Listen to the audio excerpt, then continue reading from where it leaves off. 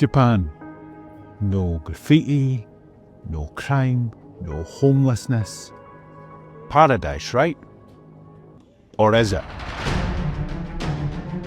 In this video, I'm going to look behind the curtain and expose Japan's darker side, from harassment on trains to violence against tourists.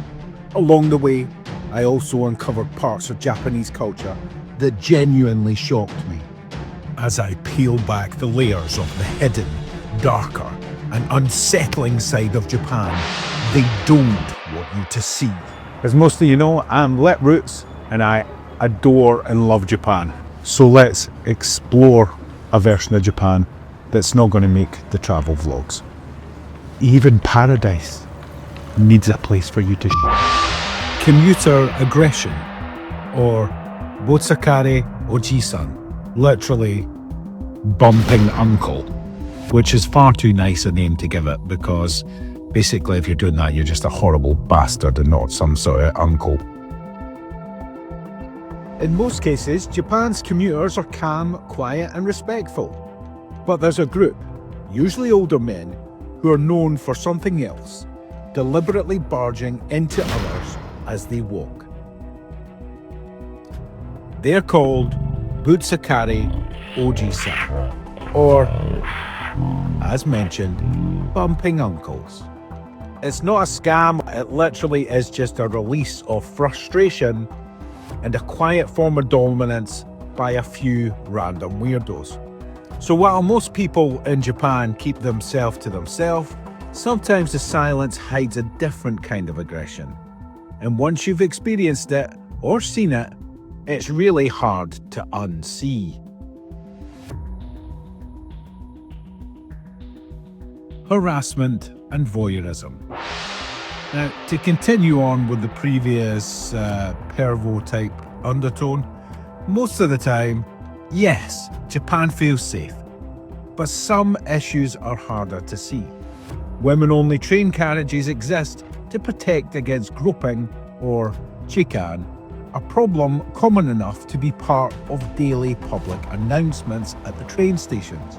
Beyond that, there's a wilder culture of voyeurism, hidden camera stories, commercialised fetish media, and normalised invasions of privacy.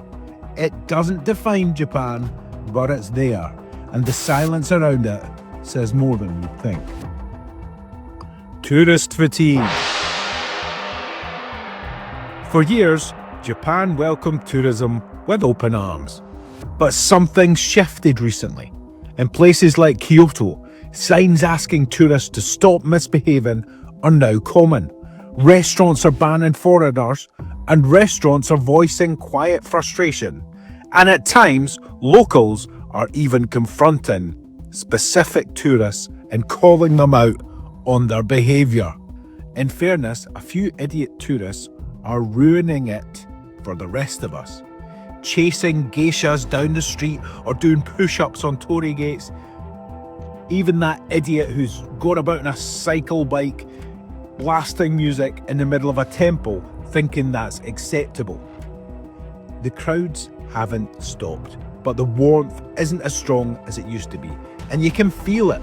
If you're paying attention, sometimes being polite doesn't mean being happy. Listen, if you're watching this thinking, is it really that bad? No, it is absolutely not that bad. But one thing that is pretty bad, and you definitely will notice, especially if you're out and about in Tokyo late at night, is the salaryman issue. The salaryman. So what exactly is a salaryman? It's Japan's term for a white-collar worker, a guy in a suit, known for discipline, loyalty, and long hours to his company. But beneath that tidy image lies intense pressure, unpaid overtime, social pressure to stay late, and after-work drinking that isn't optional, it's expected and almost compulsory. Karoshi, death from overwork, isn't just a rumour, it's a recognised problem. The system may appear smooth, but behind the scenes, quiet exhaustion is everywhere, and despite the toll, it's a problem Japan still struggles to face. rubbish, graffiti, and homelessness. Yes, Japan feels clean. Well, it is clean. But bins are rare, and most people take their rubbish home. But just a few streets off the main path, things change. Litter tucked behind vending machines, over fences, spilled out over corners, overflowing bins at night, graffiti in alleys, on side of buildings, in shutters.